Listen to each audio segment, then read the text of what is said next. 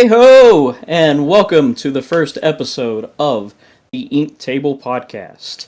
What is the Ink Table Podcast, you may be asking?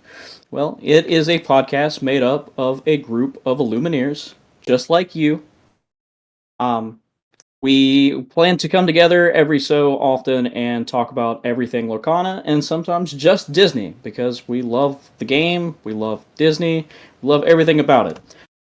We're not necessarily dedicated to deciphering what the current meta is, breaking it down, or anything like that, but we do like to discuss the art within the cards and the stories that they tell. We want to bring to light different unique card combinations or deck combinations or just individual cards that other people aren't playing. I myself, my name is Dylan. I have been playing since set one. I think the first deck I ever played was a Amber Sapphire Princess deck. My favorite card is Chief Bogo for whatever reason. I enjoy throwing out Floodborns and doing the ping damage. Like, everybody gets one. Everybody buy one, get one. And then my co-host is my good friend Preston McNair. You want Hey, to folks. introduce yourself, buddy? Yeah, no, absolutely. So I think another good comparison to this is that the conversations we have at League, they're going to be in video format. So it's like literally yesterday we were talking about all the different here's this coming in Azurite Seas, and literally we're just solidifying this and archiving it for the rest of the community. But hey, folks, Preston McNair here. You're probably watching this on the YouTube channel, or you might be hearing it online as well.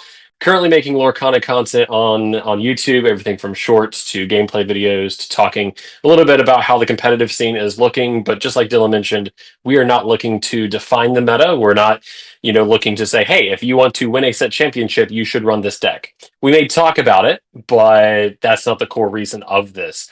At the core of what we hope to accomplish with this is ultimately the love of this game that we all have, and just the sheer amount of fun that we have on a weekly basis on every Saturday at our local league. So I'm excited to have this as not only a time capsule of all the conversations that we've had at our local league, but also seeing, where we are in a year from now. Because granted, Lorcana has been around for about a year. So, but I've been playing since about set one, and I love me some Stout Hearted Cinderella. Just resist, singing songs, swinging into things. I haven't played it, believe it or not. Like, I haven't touched it in a while, but I homebrewed some Amethyst steel deck and it did really well. And then Ruby Amethyst squashed it. So we go from there. But no, I'm looking forward to having these conversations with Dylan, and also in the background, John. We got to give a little bit of a kudo to John. So, John, you know, who are you? Who are you for the folks watching?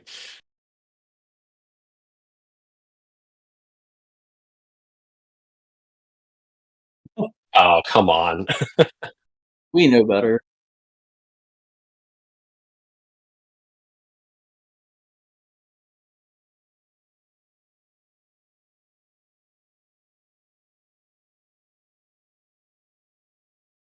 Oh, wow.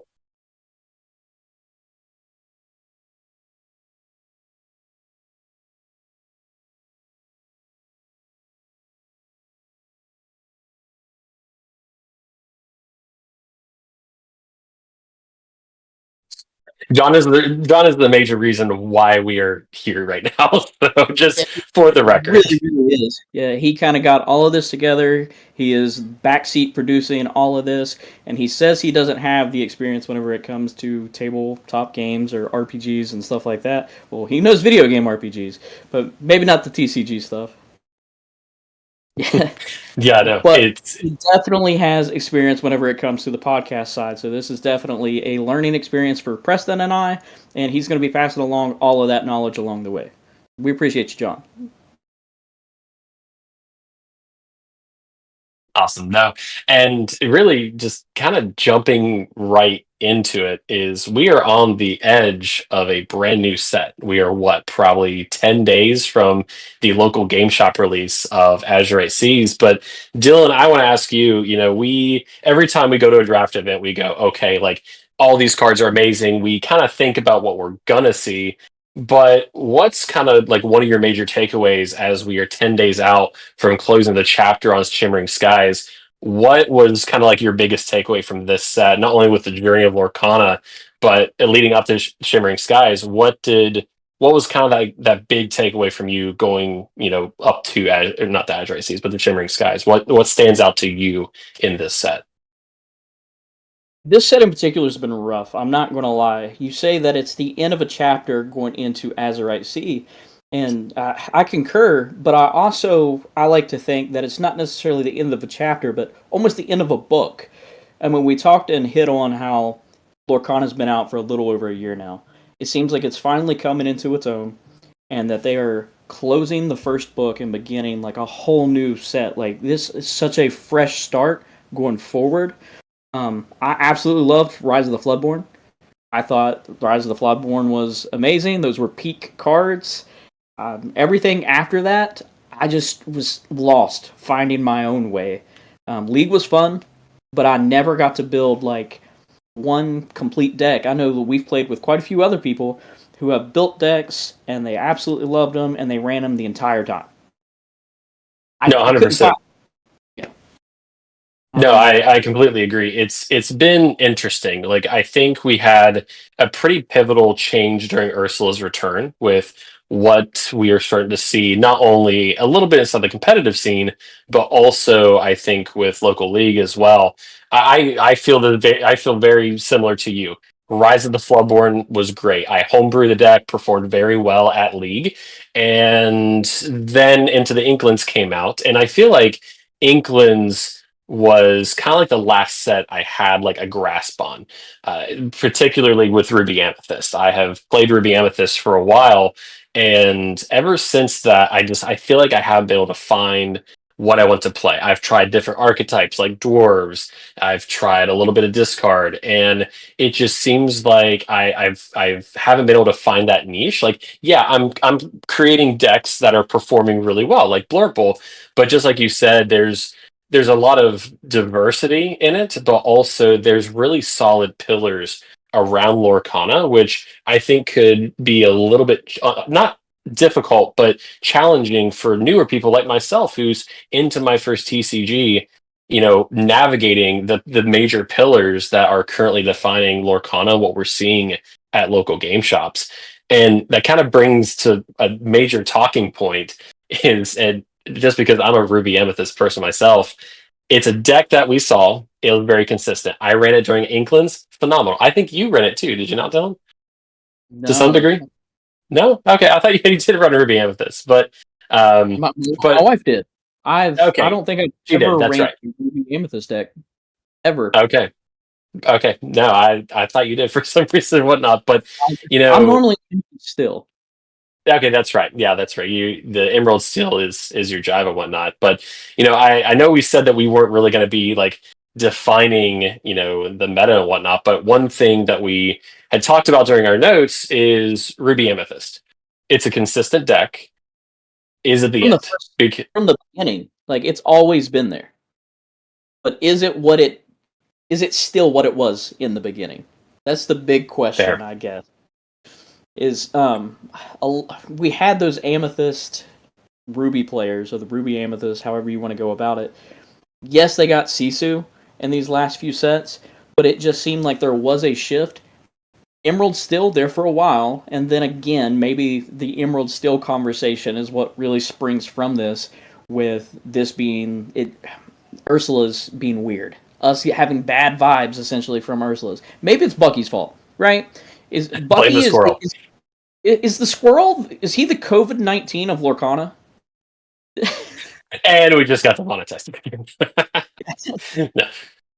But No, Emerald Still Bucky was came along. hard. He was. I mean, we don't have to deal with the squirrel for now, but we'll see something along the lines later on, I'm sure. But Emerald still came around, and then Ruby Sapphire really came into the picture, and I think those were the big three decks. We didn't have that one consistent Ruby Amethyst all the time. We had Emerald Still and Ruby Sapphire on top of that, and we started to see a shift of the one deck that you see all the time is now broken into like the Triforce of decks that you will see all the time. No, 100%. And I I played Ruby Amethyst. I don't play Ruby Amethyst at League. That's my one thing is you will never see me run it at a League unless we're like at the weekend before a set championship, with which that's a whole other topic maybe for a future episode or whatnot. But Ruby Amethyst, I think the best version of that deck was with Into the Inklands. I don't want to say it was an easy deck to play, but I was basically looking for that 3-drop Minnie Mouse with evasive questing for 2. I got her out, and it was just easy at that point. Like the only thing that could touch me It's simple. was hard removal or ping damage. And So yes, it's it's buffs along the way. yeah, With Sisu definitely was a big buff, and I think evasive along the way in those first 2 sets it was huge. But after that, we started to see a decline in evasive because we had more removal. yep, 100%.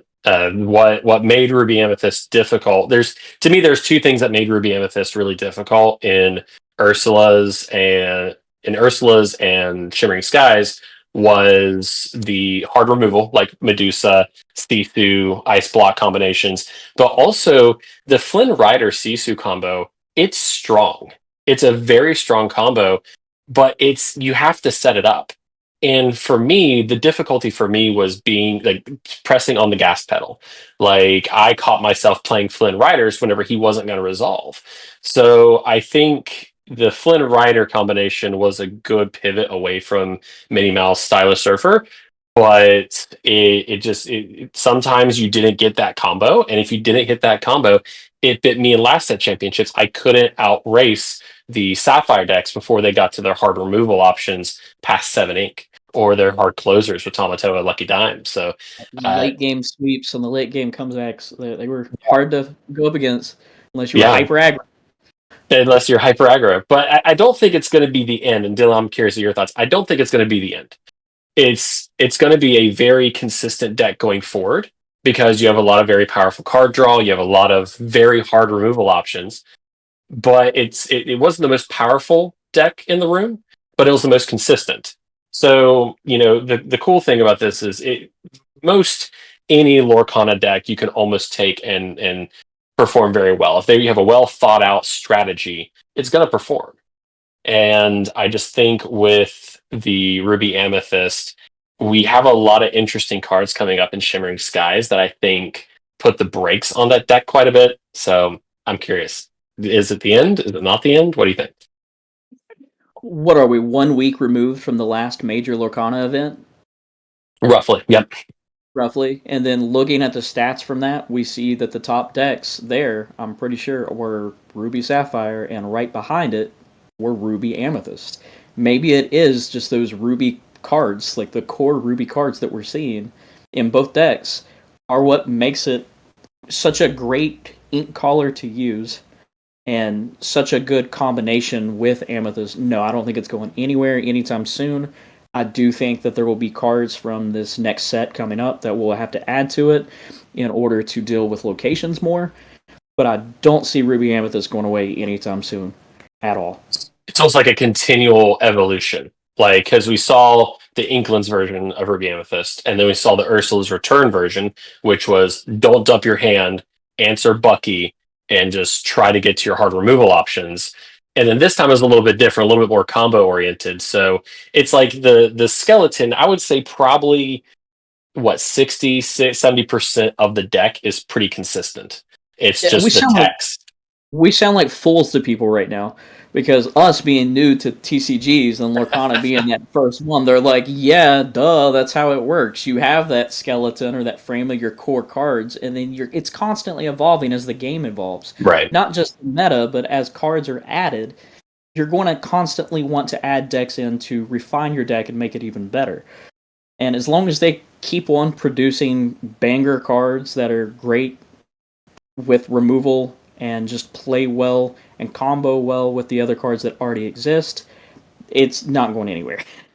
That's true. And I think we'll see. I think, and this isn't necessarily inside our notes here, but do you think DLCs have influenced, clearly it's influencing a lot of what we're seeing at the local level? Like any thoughts around, if we didn't have DLCs, would we maybe see something else? What do you think around that? Almost like influence aspect to what we're seeing at the local level. I think that goes back to Pixelborn. Pixelborn Oh had yeah. such an influence, and I love that Pixelborn's gone. I know people are going to hate me for saying that, but yes, the DLCs definitely they have an influence on whatever the current meta is or what people want to bring to League. Um, but Pixelborn did as well, and I think that if we see those stats of hey these are the decks that are winning, you're always going to have the groups of people who want to turn around and play those winning decks or use those cards. It's a lot of testing that almost goes into it. And again, not being my in 1 year into my first TCG, it's interesting because we're seeing people test drive the decks, do the math around Lorcana behind the decks, pilot them, and it's also saving a lot of folks a lot of time as well. It's like, okay, we know it's performing. Let me try to build something or tech around a particular deck, take the skeleton and go from there. So I think it's been a really interesting influence around it. And, we'll always have people like yourself who, takes a color combination that, we were not seeing top performing at DLCs and try to tech it out. And that's again why I love our local league is because we have that. Look back to that first DLC, how excited we were. I mean, that's what this podcast I was really, there. really is about. Like, Yeah, all right. I mean, that's what this podcast is ultimately all about. Being able to bring those crazy ink color combinations that we're not used to seeing and that aren't the meta that everyone's playing, those random crazy card combos, and make them work. Make them fun to play and just completely unexpected and out of the blue. I believe that first one was a Amber Amethyst deck, had the Perdita. Fairy Dog Mother is what I Very nicknamed it. I mean, what's the next one, right? I mean, without Pixelborn, and yes, we have the DLCs, but if we're sitting here and we're talking about Emerald Steel and we're talking about Ruby Amethyst and about how they're ever evolving, one of the questions going forward, I guess, is what is that next ink color combination that we're going to see? There's going to be cards added to them that bring them from that B tier to the A tier or S tier, and they just become something crazy. Oh, 100%. No, I'm really excited to see, especially because we're entering, just like you mentioned, a new chapter with Lorcana. Azurite Sea, I mean, we're seeing fuel being thrown onto deck archetypes that we've played around with before, but now it's like they're full sending into a lot of things like pirates and stuff like that. So Yeah, I'm they're excited. definitely intended. Yeah, Ravensburger, they knew what they were doing. They produced these sets well in advance, and going back to like the closure of one book and opening the next. I mean, these first 4 or 5 sets, they really were introductory for people like us who have never played a TCG before. You give us all the aspects in one set of this is what evasive is, this is what ward is, this is what challenger is, and then It's as like, we understand it, we yeah, right. But then as we get a grasp on it, they move to the next thing, and then it's like now we have locations, we have moving damage, and now that all the pieces are set in stone, and we finally have all of them together, they're free to full send it, and they can do whatever they want now, and they have us all in the palm of their hands. oh, 100%. Like it's a lot of the dining room table conversations with me and my wife is, oh, did you see that new card that just got leaked? And it's so cool because it's opened up not only a different hobby for us for the first time, but also just the social elements too. Like our local league, it's I look forward to that every single week because you have the social elements too. Thinking about DLCs, there was a fairly large group of players from our state who we didn't necessarily plan on going together, but it turned into, hey, I've booked a flight. I'm going down to Atlanta for DLC, and then someone else is like, oh, I'm going too. And we actually had like I want to say anywhere from 10 to 15 people from our local area just at the first DLC. So it's opened up so many cool things and other topics of conversations for other episodes, but we have cards coming to the Disney parks. Like who could have saw that coming? Like with the autographed character cards. Like they're full We've sending never and had cards in the Disney parks before. never, but they're leaning into it. There's going to be an incentive to go out. I think it's Lorcana Quest. Get these cards, have the characters autograph them, and they just become a cool collectible for your Disney trip. I'd love to see it on the cruise lines one day. it is what it is. So, Yeah, I but think all three of us, John included in that, we absolutely love the parks, and I hope that this doesn't become one of those things that once I'm there, it takes too much of time away from the parks, true. and that I can just do it, and I'm not distracted by Lorcana while I'm there, and I can just enjoy the magic of Disney. I mean, it's great. They used to do the same thing with the Sorcerers of the Magic Kingdom, and you could go get packs for free in Magic Kingdom. I think I have almost a full set of those still. If Oh anybody wow. knows what I'm talking about, to me, I think that is like the birth of Lorcana. I know it wasn't Ravensburger, it wasn't necessarily a TCG, but it was there, it existed, and a lot of the cards that we're seeing and a lot of the art it resembles it very much so, especially like the tags that some of these characters have. Pretty cool. Maybe that's something we can investigate later on as well, is just the comparison between the two. We'll channel our inner Basil and take a look at some of that. But just continuing on through that, we've talked a little bit about decks so far. We've talked a little bit about what we've seen so far. But one of the topics we wanted to discuss was, kind of like the one or two cards from Shimmering Skies that we thought was our own personal MVPs. And I know we've experimented with all sorts of decks, both fun and semi-competitive and whatnot. But Dylan, your cards. What's your MVP deck? MVP cards from this set that you're walking away going, that was a good card. That was awesome. Two that really, really, really stood out to me because I don't think I would have ever played them. They're not going to work most of the time in any other deck. They were just really, really fun to play. But the first one is We Know the Way. I remember you talking about this at League. Yeah, so We Know the Way is a 3-cost action song for audio listeners there. It is inkable. We absolutely love inkable. Normally, I don't mind. I don't know how you guys feel. Side conversation there. But whenever it comes to songs, I'm of the mindset that if I have characters who can sing it, I don't mind my songs being uninkable for the most part. That's Maybe I'm fair. wrong and we need more ink, but I'm a gambler. Whenever it comes to this card, it is a gamble no matter what. So it reads that once you play this card or sing this song, you shuffle chosen card from your discard into your deck and then reveal the top card of your deck. If it has the same name as the chosen card, you get to play it for free. Otherwise, put it into your hand. So it was always a gamble, but it was so fun when it worked, and you could build decks around it, not just puppies like everybody originally thought, but you could take a one-cost Robin Hood from your discard and pull out any of the other Robin Hoods, or same with Cinderella, with the 2-cost Cinderella, and then pull out a bigger Cinderella, or in my case, a 2-cost Jafar, and pulling out a 7-cost Jafar. It was great. But we also did that with Maleficent as well. Okay. I had a whole deck built around Maleficent, and We Know the Way combined with the Maleficent because there are so many Maleficent cards. It's a little ridiculous how many there are. There's certain characters that we have that I think this card just works with because if you look, they don't just have one or two of that character.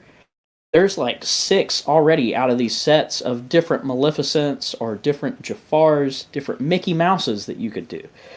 Um, but just putting a 1-cost character from your discard back into your deck, shuffling it, revealing the top, and just the look on your opponent's face whenever you could take a 5-cost or a 9-cost card or whatever and just play it onto the field for free. That was always It's really, really fun. invaluable. Yeah. And then like, if you miss, you miss. You still get to draw a card and put it into your hand no matter what. Right. So that, I mean, It's it doesn't free count real as estate. draw. I mean, Yeah. Very undervalued. And I just think people didn't use it or they looked at it at first glance and took it for granted and went on with their merry way. right. Is it meta defining? No, not at all. It's a gamble. It's fun to play. You don't want to play a deck that is a 50-50 flip of the coin. But whenever you could build a deck around it and stack the odds and have majority of your deck being one character or named one character Mhm. and it hits more often, that's fun. That's true.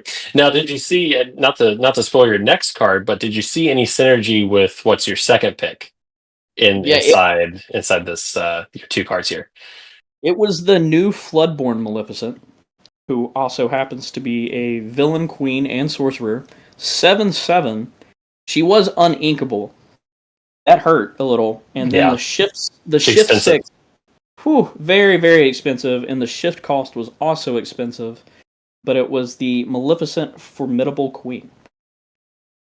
That one was really, really fun to play and hit it with the We Know the Way, get her out onto the field for free. And then the little one cost Maleficent that we've got since set one, I believe. Roughly. Yeah, I think so. That one. See, normally you would want to like Madam M Snake or Fox and bounce her back to your hand just to protect her, or throw a bodyguard out to protect her. I didn't care. I was like, okay, cool, I'm questing away. Go ahead, send her to the discard. That's kind of where I want her for this to work. I need her in the discard so I can start getting my bigger Maleficents out for free. And then That makes you sense. don't have to Just worry. fueling that roulette almost. And then building a whole deck around Maleficent. Her other ability, listen well, all of you, is when you play this character, for each of your characters named Maleficent in play, return a chosen opposing character, item, or location with cost 3 or less to their player's hand. And maybe that'll be valuable going forward. But there's so many cards in Emerald, like Cloud Kicker, for instance, that you play where it's returning characters to your opponent's hand. It's something that can turn around and also remove items from play, which was very important in some of these sets, especially going up against Ruby Sapphire.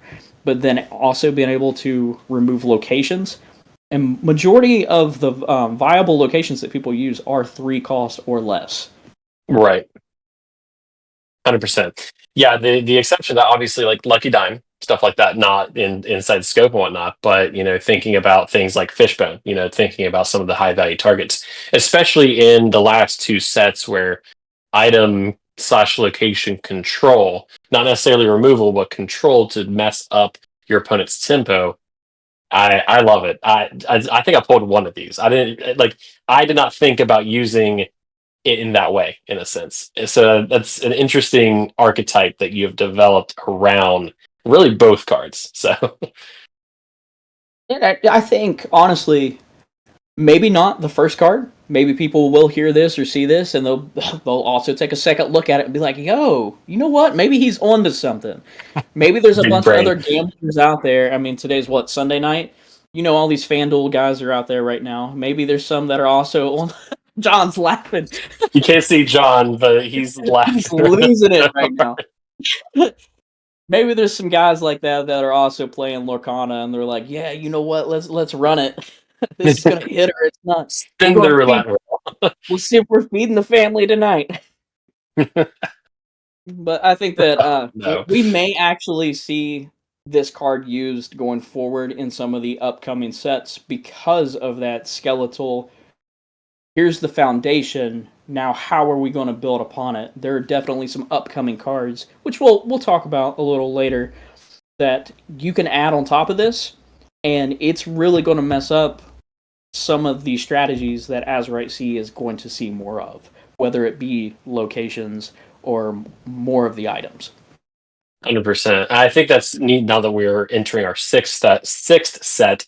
Is we're going to be seeing cards that maybe have been looked over, but then we get a new release somewhere along the lines. We're like, oh, wait a second! Like three and a half sets ago, in this random binder, I have 17 of this one card that actually works perfectly with like this new Maleficent that we saw in Shimmering Skies. So no, and that Eventually, it's these two great. will be worth it. Eventually. One day. One day. No, I love that. No, that's actually really cool. And then folks, obviously, we all go to the same league. So literally having these conversations, like this is consistent. Like this isn't anything that, we've scripted in a sense. These are conversations we've almost already had already, but we're like, we need to put this out there just because we just like we usually end up hanging out for like what 25 minutes after a league is done just talking about just stuff like this. So no, that's awesome. I love the Maleficent, and I like to see more of her personally. What was a good bring to the table card for you? So I had two.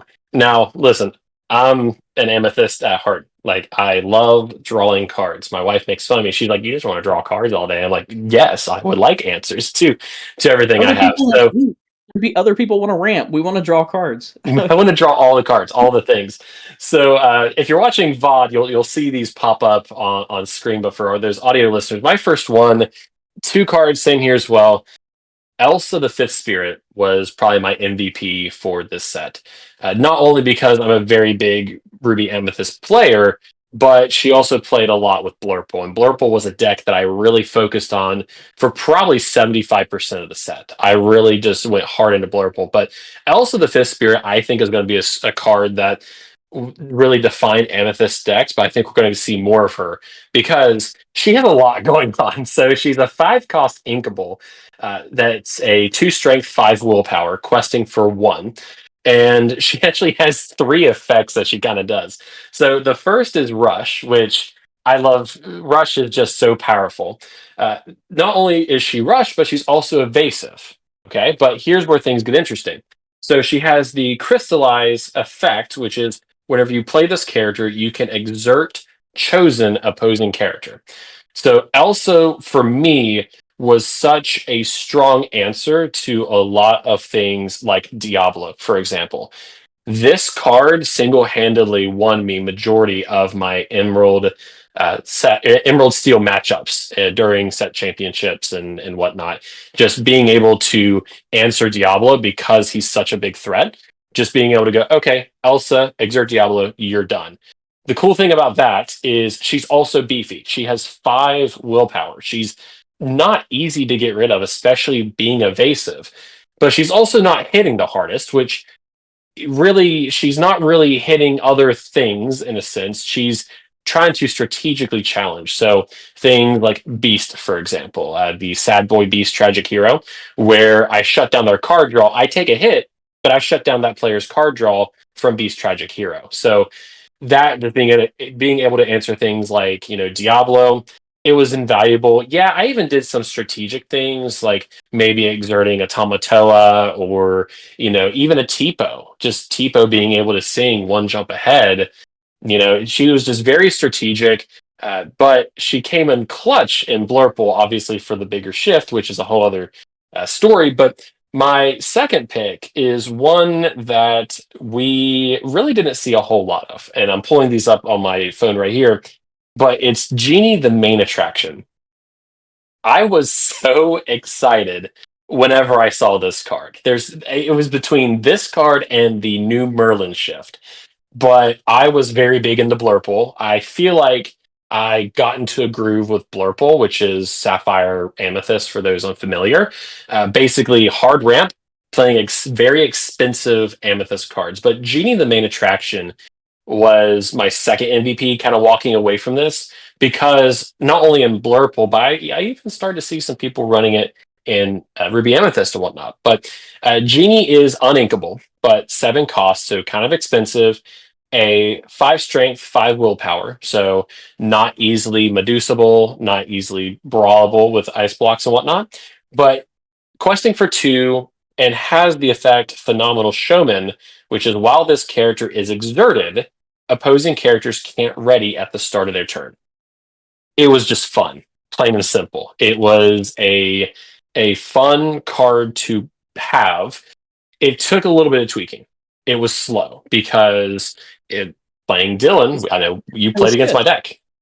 Yeah, What was there's that? no shift to Genie, and No. like this is the kind of guy. This is the cool cat that you want to we know the way. You want to build a whole deck around it so you can get him out. We need to find other ways of getting this Genie out. And I mean, correct me if I'm wrong, but are there hardly any Floodborn Genies, and most of them are uninkable?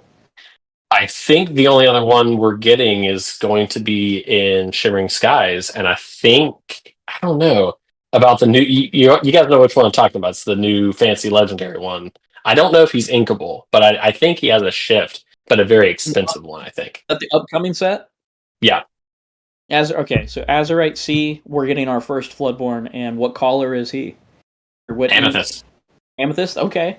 But then what are we shifting from it? Like, what's what Exactly. exactly? Exactly. So, He was so expensive, this set. I loved it. I love the artwork.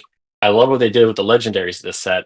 But we saw some interesting things. It was slow. Dylan played against my Blurple deck. I played a genie. Dylan knew what was happening next turn. The oh yeah, moment that he was exerted, it was done. Saw some really interesting things like the 1-drop Cogsworth to give things rush, which uh-huh. would require Genie to hit something and live, but just to cheat that out and get him exerted the Right same away. turn he played. So it's big brain. But the final form around Blurple and this Genie was with the Ursula, the big Ursula, I believe, Sea Witch, I believe. But basically, whenever she quested, she could exert a chosen character. Didn't have to be your opponent's. So that was the combo I started seeing was playing Ursula, big Ursula, on let's just say turn one. Opponent's turn, everything's ready. You play Genie, quest with Ursula. Genie is now exerted based off her effect. So it's slow, but it was a very fun. I believe one of the first hard lockdown cards because I know we have Elsa, the fifth, not the fifth spirit, but Elsa, the first one with the big shift that could stop things from readying for at least one turn. But this is just a hard lockdown, and it really stopped a lot of people in their tracks. We But have a it's not Jasper that stops people from questing. There's a couple of cards that stops them from questing, but not like you said, a not the hard hard ready. one. You just can't do anything. No, it stopped a lot of people from doing anything, And then and it was kind of one of those things. if they did get something out that was big enough to hit you, you could obviously like run the Elsa that you talked about. Exert Go ahead, something. Yeah, go exert it. Run the 2-cost Pinocchio. Exert your character. That way everything's exerted, and then Genie just keeps everything on lock. yeah. It was a really fun card. I really wanted to run Blurple for sets, but I just didn't. We'll talk We'll make about it the work. upcoming. Yeah, I have some thoughts around this in one of our last segments here. So I'm excited. So that's my two MVP takeaways and whatnot. And I know this isn't in the script, but I know John loves his Steel Song. Prince Naveen. Yes, What yes, I did you do. think about that? I like Prince Naveen, but it didn't come into play a whole lot, honestly. Every once Fair. in a while, the chances that I would have a Prince Naveen and a whole new world or something like that was very rare. Usually by that time, I was already had Ursula or Ariel out. So, but I mean, it was fine if I didn't have Ariels because my draws are not always the best. So, Four 1-drop daisies, right? That's usually how it goes for yeah. We'll not talk about yesterday. you. So And no, that's cool. Naveen was nice, but it's one of those things that's almost like Jim Hawkins that we see in Ruby. Jim Hawkins is Right. nice, but unless you're also carrying a location in hand, it's hit or miss. Like those are more gambly combo cards that you have to have the pieces to make them work, and it's all about the heart of the cards and the draw, the mulligan. 100%. You don't have it at that moment, then it's just not there. The one thing I've learned about card games is if the cards say you're not winning, you're not winning. Right. Like it's random at that point. You can influence it and control it, but if the cards say you're not winning, and that's one thing I've had to constantly remind myself quite a bit. Is at the end of the day, you will maybe play through half of your cards of a 60 card deck. It just is what it is. You could have 4 copies in the last 30 cards and whatnot. But speaking of Jim Hawkins, he's a pirate now. Well, we got a new pirate, Jim Hawkins, but that brings us to Azurite Seas. So 10 days, roughly 10 days. Dylan, where is your headspace? Just initial overall thoughts of Lorcana's sixth set coming out in just roughly 10 days. I personally feel like I've stepped into the Azurite Sea and just baptized myself within Falling straight into yeah, yeah. it. Like this is a new chapter. This is a new beginning. I've felt lost up to this point. These past 2 sets, I've enjoyed playing Lorcana. I still love Lorcana. I still love Disney. I love the cards, but Azurite Sea is definitely a splash of cold water to the face and a wake up call to what is out there, what they are capable of doing, and everything is coming together. Like, Right. so many different options and things we can do, and I think I'm just going to have an extreme amount of fun building different like we have pirates, we can build pirate decks, and not just the Ruby Steel pirate deck that we've seen so much. Got Amber. You can build, yeah, you got all kinds of different pirates that you can play around now. Is Alice not a pirate as well? I mean, we have sapphire pirates to some extent. I'm sure there's some, and like even Yeah, sapphire. no, she Dreamborn Hero.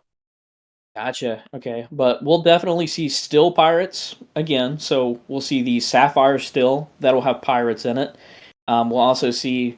That's right. Most sapphire aren't pirates this time because they're inventors. So Oh, that's right. Yeah, Is we'll that have that's a all- new tag, right? Yep. No, no, it's not. It's not new because I'm pretty sure Detective Mickey from the beginning may. Ooh. I could be wrong. He may have been an inventor, and some of the bells, like I know that we have like the very steampunk looking Belle and Maurice, they may have been inventors as well. But we're finally getting more tags to things, and I think like not just Azurite Sea, but going forward in Lorcana, they're going to play on some of these tags that we have currently or that we've had since the very beginning that we haven't seen a lot of cards with those tags. No, We have I think princess, tags. queens. Right. It's almost like tags in the beginning was just something for the, I don't want to say art of the card, but just the construction of the card in a sense. Like obviously, like Storyborn is right from the story, Dreamborn is altered to some degree, and Floodborn is completely flooded with ink and completely different. So it's almost like it's been a piece of the construction, but we start to see more and more and more tags and almost like a theme in a sense, like a. And I know this isn't not what we initially thought about, but do you think like theme decks have always been a thing? They've been a thing since the beginning. I was Yeah. running my brooms deck last night. Do you think that these theme decks might enter, more so like the B, A, and S tier type decks in terms of, actually being viable? Or do you think these theme decks with Azurite Seas might be more of a still a casual, fun thing? Can be pretty viable because, like we mentioned, you can run almost any deck with some thought and see success from it. But do you think this is kind of then throwing fuel into going, no, like pirates and aliens and inventors are going to be like a legit archetype for what we're going to see, and almost like a new pillar, like just like we mentioned with Ruby Amethyst, Ruby Sapphire, and so on? I honestly no. I love the tags. I think they're there. I think we're gonna have fun with them. People are gonna build these theme decks around the tags, and instead of them being construction of the cards, it'll be the new construction of decks completely built around them. But Sure. your big decks that everybody will be running, they might take some of these cards. They Sure. might have Some combos. yeah, but they're still going to keep the core main pieces that they've had so far. Um, but at League, I think we will see plenty of use out of these, and we will have a crap ton of decks. Pardon me for phrasing it like that. So but many things. every week, we're going to see people coming in with something new. I mean, I know I plan on trying a little bit of everything out if we can get our hands on cards. That's if we can get our hands on cards. Yeah, like we're gonna be entering that new realm. Really, I'm also excited for Azurite Seas. I think, just like we mentioned, I have struggled a little bit with what to play and kind of finding that. Like I found it with Blurple, but then I was ultimately running back to something that was comfortable to me, which was Ruby Amethyst. So I'm really excited. Like I'm a new Sapphire player. Like I tried it during Ursula's. Did it? I'd like to play things during turn 1, 2, 3, and 4. But we were hopefully going to see, you know, a little bit more with the inventors. I think is going to be really interesting with Sapphire, but kind of ripping the band-aid off. I know this is controversial. the Enchanted cards from this set. Dylan's shaking his head no. I like them. I think it's going to be interesting to immediately visibly see like what a card is in terms of color. But just real quick, 2 cents elevator pitch. I like them. Collectible. You know me. I don't hunt Enchanted. It's cool if I get them.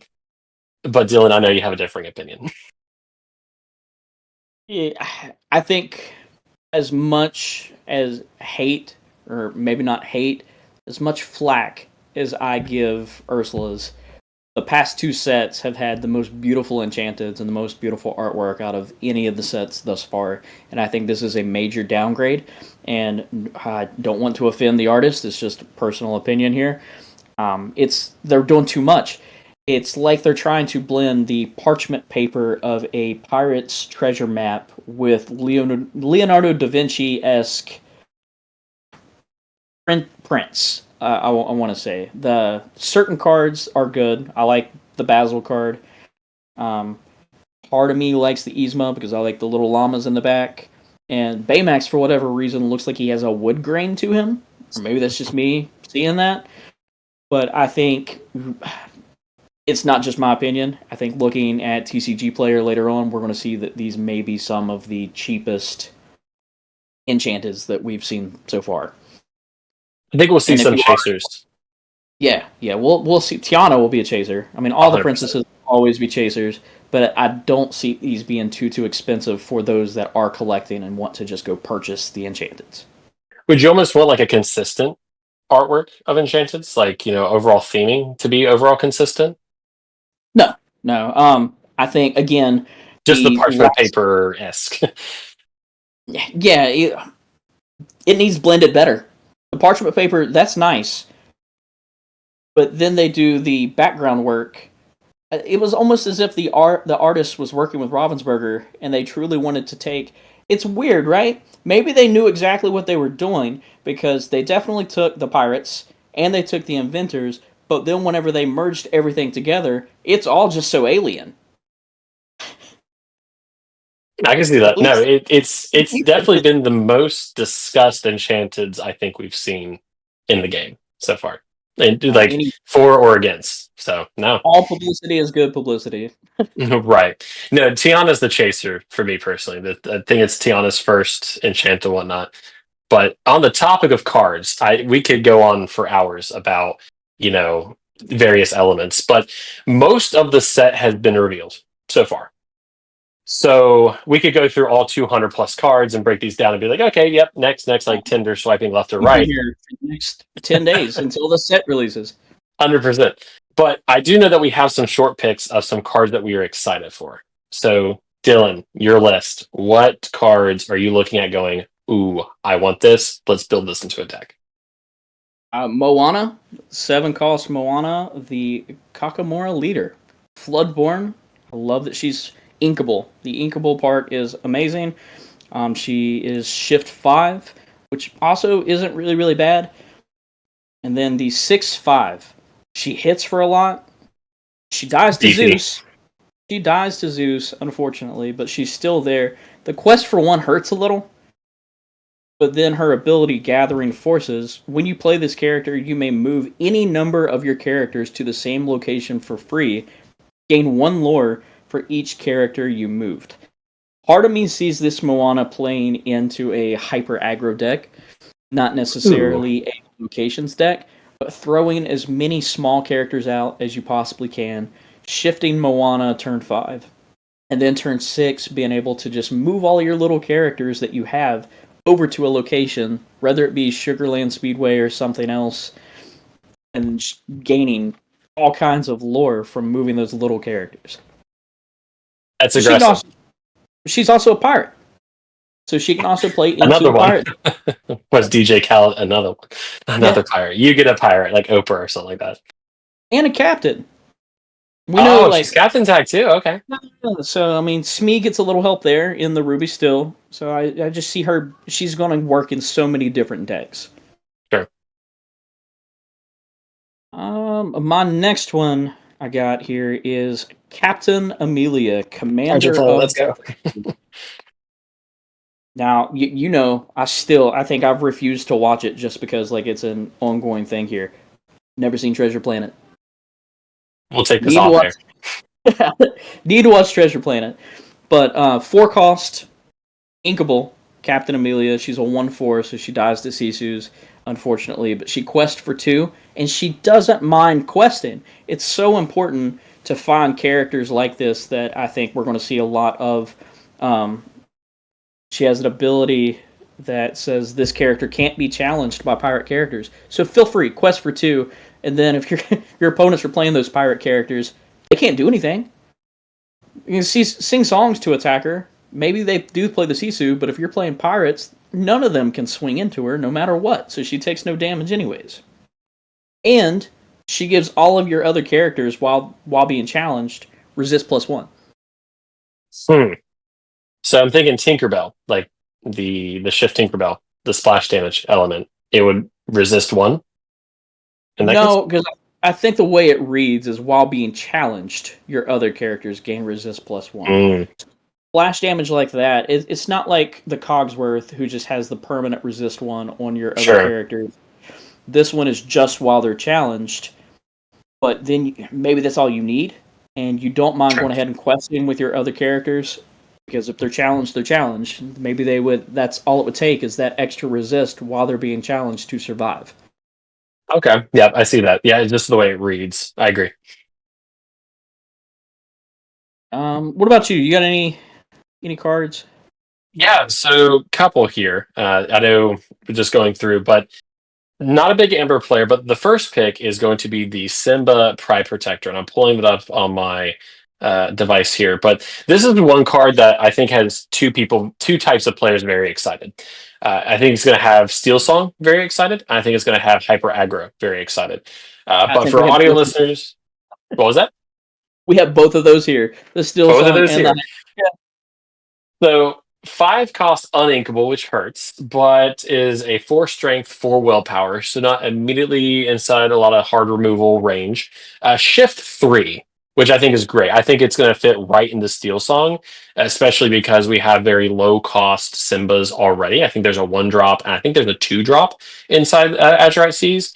Questing for 2, but understand the balance is the effect here. At the end of your turn, if this character is exerted, you may ready your other characters. So immediately I'm thinking about Steel Song, keeping your singer safe, just being able to shift it. You can sing, do whatever with your other characters in Steel Song, shift Simba, quest, challenge, whatever. He's exerted. Now all your singers are protected, and also hyper aggro. Obviously, in hyper aggro, that's a whole other beast. Wherever you get to 5 ink, that's really all you kind of need to pilot the deck. But this is a way to keep a lot of those hyper aggro characters protected. But again, by 5 ink, things like grab your swords and other things are already online. So there's other threats, but it at least keeps them safe from the challenging elements. So I think this is going to be a pretty good staple in Steel Song, just because you need a way to challenge ready characters or apply direct damage like Zeus, Strength of a Raging Fire, and etc. So that's kind of my first pick. The second one, going back to my Blurple heart, is the new Rafiki, which does have an enchanted. Just by the way, Dylan, I thought you loved to hear that. But let me find the Rafiki here. The Rafiki is Amethyst, expensive. It is a 9 cost uninkable. even the Oh, shift. That shift is expensive. it's a shift 7 as well. So 9 drop uninkable, shift 7, hitting for 6, 6 willpower, questing for 4. So to me, it immediately right there screams you need ramp. Like, this is such a late game card to where if you're not running Sapphire or some sort of shift, you're never going to be able to play this guy because the game's going to be over. But what's really neat is the Astral Attunement effect, which is during your turn, whenever a card is put into your inkwell, you may draw a card. So two things with that is, one, I think that it feeds into the overall theme of Amethyst. We want to be able to thin our decks to find other things, like in a Blurple deck might be Genie, might be Mufasa, might be Elsa or Hades. But also you are getting the ability, the trigger effect from inking from your inkwell. So immediately things like inking for turn, how far I'll go. Other elements here as well. Even say, for example, Great Stone Dragon. Being able to exert that item and put a character from your discard to your inkwell would trigger that effect. So those are kind of my two biggest ones going into this. And I know that we are running short on time, but maybe one more potentially from each of us. Dylan, who's kind of your third pick? I know you have two, but I know we're running short on time. John's sitting there shaking his monitor, going, ah. but but briefly, You can go as long as you want. It's up to you guys. but Dylan, your final two, and this is one. Whenever I was reading these notes at 10 p.m. last night, I was like, "Huh." So walk me through this with your final two picks. Well, the first one is Maleficent Staff. 2-cost inkable item. Really pretty art, but Beautiful art. Whenever one of your opponent's characters, items, or locations is returned to their hand from play, gain 1 lore. I think that just works so well with that big Maleficent that we already discussed earlier, where as soon as you play her, for every character that I have named Maleficent in play, I get to return a character, item, or location 3 costs or less to your hand. I also think that this will become a super big staple in the Emerald Amethyst decks that are control decks that want to return cards to your hand, put them back. And it's just opponents, It's cheap. so it's not like it's super cheap. I don't know what else that they would normally want to play in that deck at the 2-cost slot. You definitely want the Clarabelles, and then if you play this turn 2, you have your opponent has character on board. You kick Cloud Clicker, whatever that guy kick That Cloud person. Kicker. On turn 3. Not only are you still controlling the board, but you also gain a lore off of it immediately, and you still have characters on board who can quest if need be. I think it's good. I think as an Amethyst player, I'm looking at this going, oh, I can't bounce everything back to my hand because you benefit from it. That too, right? It kind of gets rid of. It hurts Mim. It hurts Mim so bad. It hurts Mim a lot, and that's why I think the breaks are. And it depends. Not every deck is going to run this, but if Ruby Amethyst continues to be up there, I mean, that changes the whole way you play a lot of Ruby Amethyst decks. I'm sitting there going, you're gonna benefit from it. So I don't know. I don't know if it's gonna move the needle, but it's interesting. Yeah, because I'm pretty sure it's not. If I'm reading this correctly, it's not when you return. It's just when a character, item, or location is returned. I agree. From play. It's from play. Opponents. So, Yep. Mm-hmm.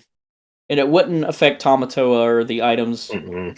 or anything being removed or returned from your discard back to your hand, but from the board, state of play, back to your hand. So anytime you play a snake or a fox, which is crazy because we're talking about some of these smaller cards from past sets that are randomly going to come up and we're going to start using them again. Now we're going to see this shift of cards that have been staples since set 1 or set 2 falling off. And kind of plummeting because they no longer work. And then moving on to my last card. This card to me is very, very, very special throughout Azurite Sea. Not because of its ability, not because of what it does or anything like that, but for the artwork alone. It is Basil, Hypnotized Mouse. It is a 3-cost inkable emerald card. 3/2 with evasive. Quest for 1. Not the best card in the world. The evasive's nice. 3/2 kind of hurts. I like that he's inkable.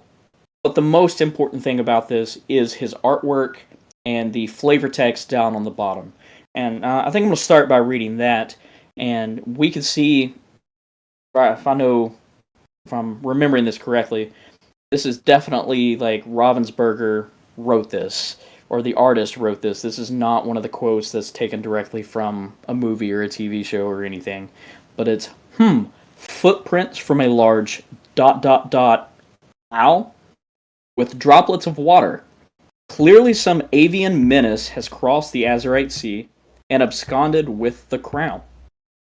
And it is, you can see that it's Basil with his magnifying glass, bent down looking at these avian footprints of sorts. And to me, this is very, very, very remnant of that Detective Mickey that I've talked about previously, with him looking at the seaweed. Ravensburger does a great job working in advance and prepping us for the next sets. I'm pretty sure there was a Monstro last set where the flavor text talked about the Azurite Sea before we even knew that the Azurite before we Sea knew was the about it. name of this set. They had already had it planned way in advance and told us. It was right in our faces the whole time, and we had no clue. But the same with Mickey looking at the seaweed. Basil is looking at these avian footprints, and he, for whatever reason, thinks it's an owl. I think all of us listening to this who have played Lorcana up to this point, and if you found this podcast, we're all on the same page here. It's definitely not an owl, right? I mean, if you had one guess, who do you think these footprints would belong to? Jafar, maybe? Well, it's funny you say that. Jafar has the crown right now. Oh, that's we right. See That's right. I forgot about that. It's weird. So in the troves that they've released in the past, they've told the story of the Illuminaires, of us as Illuminaires, and as everything's progressed. I don't think the last trove had one of those books, so it's hard to keep up with the actual story unless you're reading the flavor text and seeing how all of these cards meet. So for whatever reason, Jafar has the Hexwell crown right now. That's right. You're right. You're right. But this avian menace has crossed the Azurite Sea and absconded with the crown. So he's apparently, whoever this avian menace is, oh, okay, I see. He's stolen the crown from Jafar. To me, it only points to one man. That's Hey Hey. Right? I mean, we're going on to set 6. Every set we have had thus far has had Hey Hey in it in a different ink color. To this point, we have officially ran out of ink colors that Hey Hey can be a part of whenever we release. It's almost like the opposite of having the Infinity Gauntlet and then reaching out and getting all the stones. We got the stones first. Now it's time for the Hey Hey Infinity Gauntlet to appear, and I'm not quite sure what that is, but they're telling us that it's happening. Maybe we'll finally get a Floodborn Hey Hey. I think some good context too is if those listening may not be familiar with the story, the crown that Basil is referring to is the half hexal crown, which came into play. We're not going to spoil the whole story of how that came to be, but that was a very pivotal part during Ursula's return. So we saw that quite a bit. So that is the crown. If you looked at the trailers, you've seen the half hexal crown inside the orb in the Illuminary or something like that. But it's interesting, and something that I don't know if you all knew, but if I believe the card is still up. If not, we'll have John bring it back up. But I don't know if you all knew this, but during one of the DLCs, one of the interviews, Ryan Miller was talking about the flavor text specifically. You notice how between the evasive and the flavor text, it's a pin. So the pin indicates that it's not a direct quote from the character. It is Ravensburger writing it. It is a direct quote if it is a book. So it's a direct quote from the movie. So that was kind of cool. I read that, and so now I'm like going back through all the cards, going, "Oh, that's interesting." Like they've kind of composed it. But I think it's the story of Lorcana has been really interesting. I think that's something that a lot of people tend to forget about a little bit whenever it comes to games, and it's a totally valid way. But I'm excited to see where this leads. And do you think we're going to see another co-op in the future, like another co-op or Deep Trouble that we saw previously?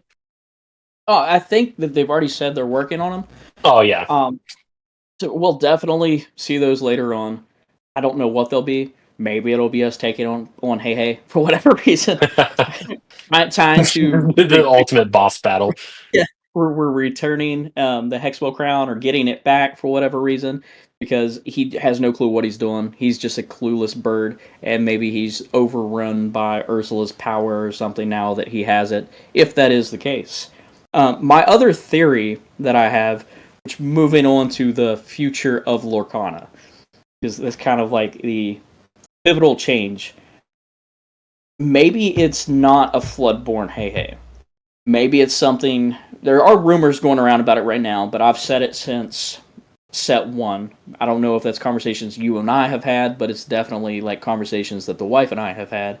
I cannot wait, if it happens, for colorless ink. Almost I can like see it. black and white cards that maybe we don't have how many, like the same amount of cards that they distribute for the amber, the amethyst, whatever, but we get like 10 of these cards each set that you could turn around and you can filter in and plug and play into any deck. So you're still limited to your 2 ink colors at the maximum, but you can throw in colorless cards as well, and they kind of like buff everything. They don't necessarily play in like other cards do, and as like Ruby has removal, Amber wants to heal. They would have to come up with something really, really neat that just works with all of the other ink combinations that we have so far. I think it has to be pivotal too. Like it's something that I think would also be like a staple in a lot of decks going forward, because ideally you don't want to introduce a new mechanic and then it falls to the wayside and you go back to just a two basis or 2 color ink set. So it has been a rumor that's been going around, and I think a lot of, again, this is my first TCG, but I think other TCG do something like this. I think to some degree, I Yeah, could be wrong. Pokemon, I know for sure they have the normal type, which is Oh, that's kind of right. colorless, where you can put any energy or mana onto it. I'm like, I know we have ink, so we don't necessarily have to worry about the different color manas, but you can put that onto the colorless or the normal cards in order to allow them to attack. I think it's inevitable. I think that's going to be like the next thing that we see. Like we got locations, we got moving damage, we got inkwell manipulation with Mufasa, ruler of Pride Rock. So this again, it's a rumor. There's nothing official, but I think it's going to be that next step.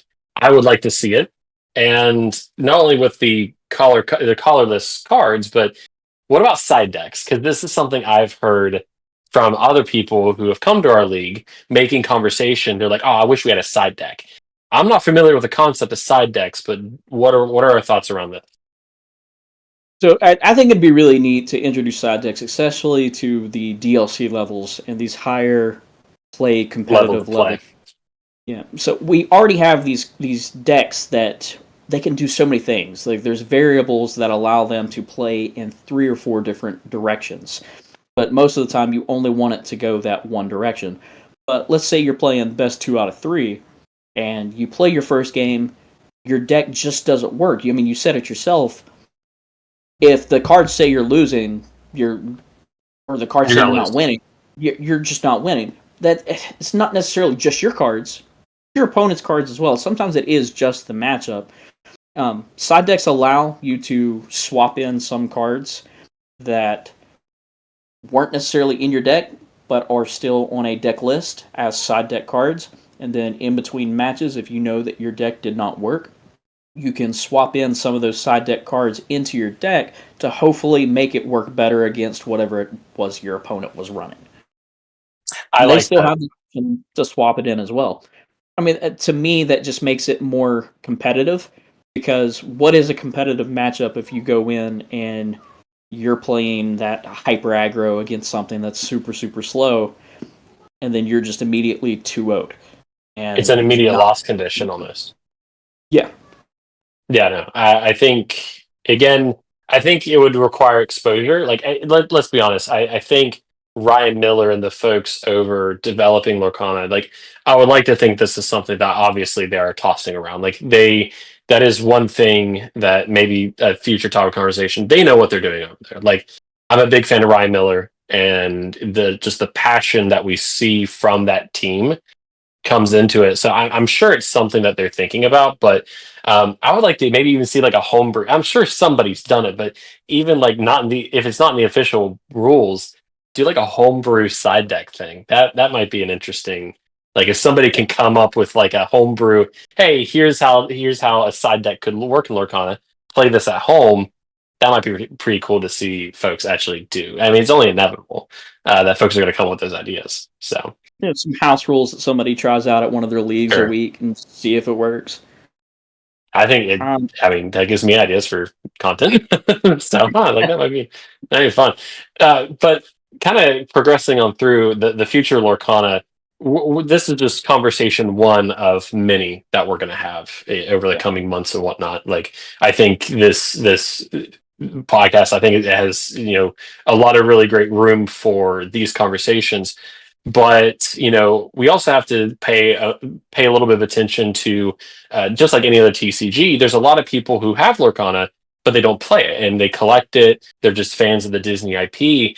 But something that I would really like to see as well is integration of limited releases. You guys know I don't collect Enchanted cards, but I do collect the rare cards that you really can't get anywhere else, like the DLC cards. I have sniped a few D23 cards on eBay that are PSA graded. I really like that. I'm actually thinking about trying to get a China Joy promo, that was one of the first Chinese Disney cards. So I like collecting the rare like exclusive cards, but I know we talked about this in the beginning with Lorcana Quest and the cards going to the parks. But do any other TCGs do something like limited releases for the holidays or around certain holidays? Like, do we think there's a slot for that from the collection standpoint of Lorcana? Is like limited releases outside of D23? One of the issues that Magic has right now, I know, I mean, I don't play it, I just hear Me a neither. lot of there's so many different limited releases where they're constantly pushing out new cards, and it's like, here's a limited run, and we're going to team up with, I think the newest one, maybe this is fake news, canceled already, but I saw something, I did see something, it may have been a meme, but it was Secret Lair teaming up with Magic doing a like SpongeBob crossover. Like I know they've done I saw Assassin's Creed. that. Did they do Yes, Marvel recently too? I believe so. But Ravensburger seems to be doing it right compared to Magic, Right. because the biggest complaint Magic has is they're pushing out not only the new sets, but now we also have all of these side specialty, like here's this, The here's Krusty that. Krab. Yeah. Whereas Ravensburger, whenever they do this, it might be different art, but it's still the same card, it's still the same abilities. Playable. Nothing changes. Like, it doesn't change the aspect of the game in any way, shape, or form. It's just art. And it's funny, I wrote this into the notes way, like, not, I don't want to say way before, but before something happened. And then a day or two later, it happened, and I was like, whoa, okay, are they reading my mind? Like, is this happening? But They've hacked our Google Drive. with Ravensburger producing these cards in advance, they know they've worked with the artist already. They right now, whatever the next set is past Azurite Sea, they already have ideas of those characters, the arts, the cards, and we see that with the Moana that is now Mhm. being released right side of the film. I think There's a that they have, promo in the EU as well for that. yeah, that's what I'm Yeah. talking about. Mhm. Yeah, so like going forward, they could work with Disney or Pixar, because we're getting Pixar cards later on, 2026. in advance. You turn around, you work with them, and you already know the movies that are being released. You go ahead and design cards built around those movies. You're putting Disney's IP out there into people's hands. That's what they want. And then going back to holidays, there's so many different cards that it's weird. Disney has this awkward. I don't want to say awkward. They have a really good relationship with Fortnite for whatever reason, The and investment. as things happen in real time, in whether it be a release of a new film or whatever the holiday or the season currently is, Disney's pushing stuff out. I'm pretty sure we just got Disney villain characters in We Fortnite did about 3 weeks ago. Yep. I right am the around proud owner, not Halloween gonna lie. time. Like, it's Yeah. spooky season, so let's push out villains into Fortnite. So what's stopping them from turning around later on at some point? They know that there's a set releasing during winter and having more winter themed cards, whether they're pulling from Once Upon a Christmas or Twice Upon a Christmas and putting that version of Scrooge or Little Timmy in there. We saw that, and not to turn this into a Fortnite podcast, but they did that last Christmas with Nightmare Before Christmas. Jack Yep. Skellington releasing that into Fortnite, and that was, I think, that was either right after or shortly before the big Disney investment into Epic. So I would love to see that. I think it gives. I mean, there's a lot of collectors of Lorcana that don't play the game, and that's a totally valid way to TCG. So I would like to see that exclusivity around, like, not maybe not just with promos, but even just sets. Like, have a Frozen, like, not Frozen the movie, but just a wintry S set around the holidays, at least in North America and whatnot. So I think the sky's the limit, and I think with China Joy and their promos, and also I think with the Moana release as well, I think this is them starting to dabble into that. So Yeah, I mean, we had the 100th anniversary box. yep, D100. Yeah, like, so we could also have like holiday themed boxes or something built around that, where you just have alternate art on the cards. You just push out a box that has all of them, kind of like the D100 or even the D23 set that they pushed out. Great presents. Oh, Just phenomenal make gifts it, and whatnot. they would Yeah, sell. We all know they would sell. Lines would be wrapped all around Disney Springs where we people. saw what happened at D23. They were lined up for blocks trying to get into the convention center for the Ravensburger booth. You would think they were popcorn buckets. Oh, absolutely. Yeah, I don't get the popcorn buckets, but I know people go crazy for them. Like, it's going to be interesting, and not only that, but just the merchandising aspect of Lorcana too. Like, I wish the sleeves would be better, but I think we're just getting started in it. Like, they are obviously putting all of their assets and resources into making this thing as successful, but also, it's a business, and guess what? We're Disney people and we like this card game, so we're going to be buying the accessories and whatnot. So, my wife, she's a playmat person. I have one playmat, she has three, like in life, I guess. So, I'm excited though. I like the exclusives that you can get on it. I don't want to say that's the only reason I went to the DLC, but like, I went to Atlanta not only because I wanted these exclusive promos, but also just the first event. So I think we're going to see a lot of. I would like to see them do stuff with like the Moana release in the EU and whatnot. It's sad we don't get that in the States, but we did get more DLCs than the rest of the world, so I that does make sense. But We it get is what it we get is. nationals and worlds here.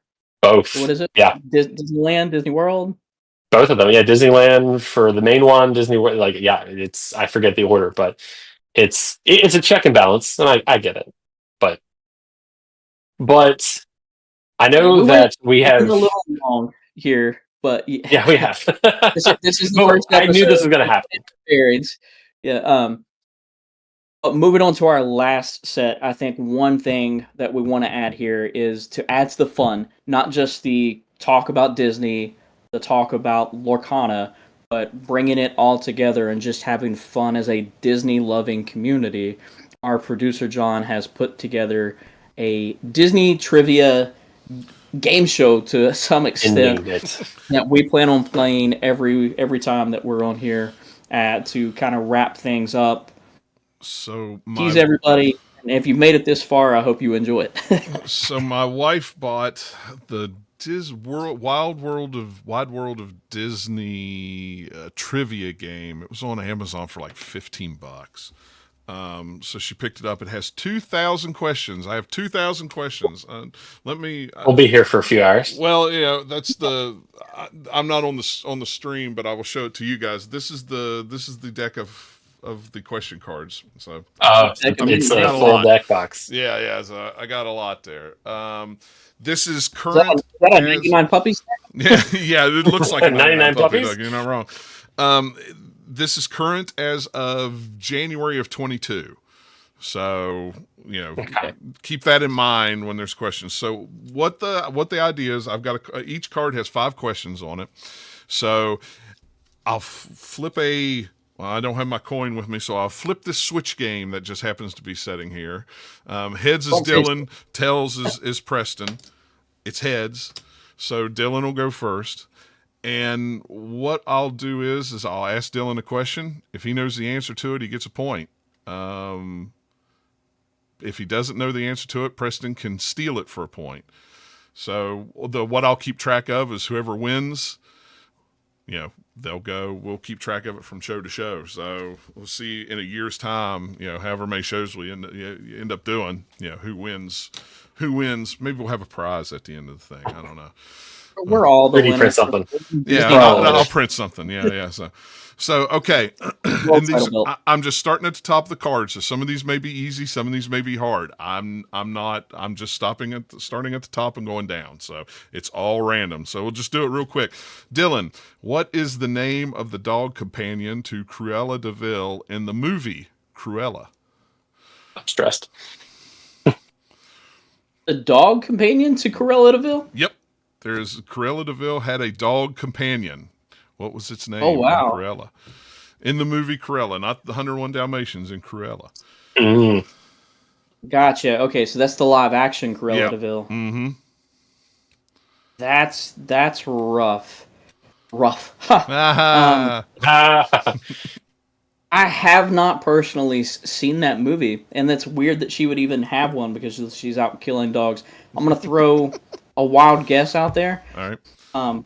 Because I don't know like the translation from the animated to live action, but I do know that she had a companion named Jasper, I do believe, who we see in the Lorcana cards. Maybe he's not from 101 Dalmatians. Maybe he's from something, maybe Aristocrats, or Incorrect. maybe something else. If you're going with Jasper, it's incorrect. That's my dog's name. All right. I have no idea. So, John, you might as well just tell us. Okay. Because I have no idea. It's Buddy. His name was Buddy. Okay. Well, that's the most simple dog name. I know, right? Hey, all right. So, Preston, this one's yours. What word did Gazerbeam inscribe into the cave wall in The Incredibles? Oh, God. I've seen The Incredibles. A gazer beam, yeah. I can say here and ponder it. I haven't watched The Incredibles in such a long time. I haven't so, either. Dylan, I didn't know the answer to it either. All right, Dylan, he gives up. What do you? Deep in thought. He's panicked over here. I can see it. Like, I see Mr. Incredible lining it up and seeing like the writing, because when you first look at it, you can't tell, and he's like picturing 4-dimensional cubing it to make it line up. Oblivion. Kronos. Okay. Kronos. So like I was close. Okay. Project. Dylan, true or false? Toy Story 2 was the first animated feature-length film to be shown in IMAX. True or false? That's 50-50. Yeah. In IMAX. I don't even know what IMAX means. It's all streaming HD now. The fancy theaters. The big theater with the big screen and the big sound and all that. You said Toy Story 2? Yep. Was it False. the first one? False. That is correct. The first movie in IMAX for Disney was Fantasia 2000. Yeah, which is crazy because that's like the third movie they ever made, like animated movie they ever. To remaster it. Yeah, they remastered it. They remastered it in IMAX. So, okay, Preston, Prince Hans of the Southern Isles from Frozen is the youngest of how many brothers? Now, this is a multiple choice question. Oh, no. Okay. So, I'm not as stressed. Okay, so A, 5, B, 11, C, 13, or D, 22? I'm good 13. Good guess. That is correct. It's a good guess. Okay. And the only reason I know that, I've seen the movie, but I think there's a card. It's Hans 13th in line or something like that. Yeah, there you go. That was my guess. So, thank you, Lorcana. And 13 is an unlucky number, so in That's the true. movie itself, it was foreshadowing him being evil. Yep. Okay. All right, so Dylan gets the last question. Unless we have a tiebreaker, then I'll pull another card out. We'll answer one question. But in Mary Poppins Returns, when the children accidentally break their mother's china bowl, what do the damage? What do they damage in the world of the bowl? Oh my goodness. Okay, I've seen Mary Poppins and I've seen Saving Mr. Banks. I don't even know if I've seen that movie. I haven't seen it. In Mary Poppins Returns, what do they damage in the world of the bowl? Yep, in the China Bowl, when they break their mother's China Bowl. Preston doesn't look like he knows either. I A don't. baby bowl. Nope. Preston, you want to guess No anything? idea. You don't No want to idea. guess anything to try to win? You don't want to just I guess have something no random? idea. You can guess something I have no random. idea. All right. So it's a carriage. It was a carriage. Okay. All right. What was in the carriage? I don't know. It just says it was a carriage. All right. So we got a tiebreaker question. How do we want to do tiebreakers? Okay, I'm going to read the question, and the first person that knows the answer just say, I know, or wave your hand, or Sure. whatever. Say, hey. Okay. Buzzer. Yeah, but I don't have a buzzer. So, what is the name of the sleek new next-gen racer car who defeats Lightning McQueen at the beginning of Cars 3?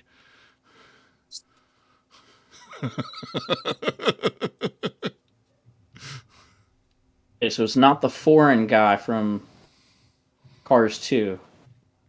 No, this is at the beginning of the next-gen car from the beginning of Cars 3. It's been so long. It's like one of those Elon Musk cars, though. Good way to put it. Give up? Yeah, We may have to call this just a tie Okay. for the first one. No, we don't have I'll do cards it. yet in Lorcana. This is his name is Jackson Storm.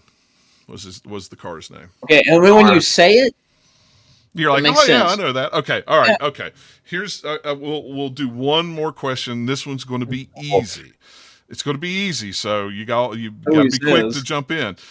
What is are we sure we're Disney fans? Oh yeah, I know, right? Which French word does Miss Piggy use when she's referring to herself? Oh, come on. Oh, we're embarrassing ourselves here.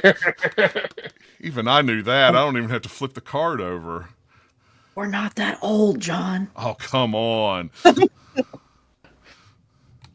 Wee wee. No? Preston, do you know a French word that you want to say? Omelette du fromage. Cheese omelet. I don't know. Moi? Wow. That's a pretty good impersonation. Oh my gosh. Okay. All right. Well, we just need to call it a tie for the first Okay. one. Yeah, we're going to have to call it a off. tie. I'm going to give up another whole card. We'll of be here for another questions 30 here. minutes. All right. And from the time from this one to the next one, you have to watch every Disney show and movie to get it. Marathon it. You can do it. I 2020. believe in you. This is more difficult than the Disney trivia on the cruise ships. Oh, So, really? Wow. The questions are not. Yeah, no, that was impressive. I am looking forward to see what we can get going forward. I'll dig deeper into the. I'll dig deeper into the pile, maybe. A little deeper. All right. All right, folks. Well, thank you all for joining us for the first episode of the Ink Table podcast. Again, hopefully the first of many. This has been a long time talking, in a sense. We talked about this at League, and then John's like, do it. And then here we are. So, but thanks to John for helping facilitating this, and the Gamers Lounge for putting their resources into making this happen. It's exciting. But we'll let Dylan close us out and whatnot. But youtube.com/Preston McNair is where you can find all the socials for me and whatnot. So looking forward to the future of Lorcana, but also this time capsule that we're going to have going forward. So Dylan, thoughts? Final closing thoughts? Again, thank you for anybody who has made it this far, watching or listening around the world. We absolutely enjoy everything Disney, and we sure you do too. There is always a seat open at the Ink Table. We hope you come back. You like that? I love that. That's clever. I can't do puns that quick. There will always be a seat open at the Ink Table. We hope everybody enjoys the holidays as the holidays approach. If we don't get to see or talk, or you guys don't get to hear our voices or see our beautiful faces again until then, we'll be around as the Azurite Sea approaches. Have fun setting sea, mateys, and shall we see you again? We'll have plenty more to talk about. Yarn. See you, man.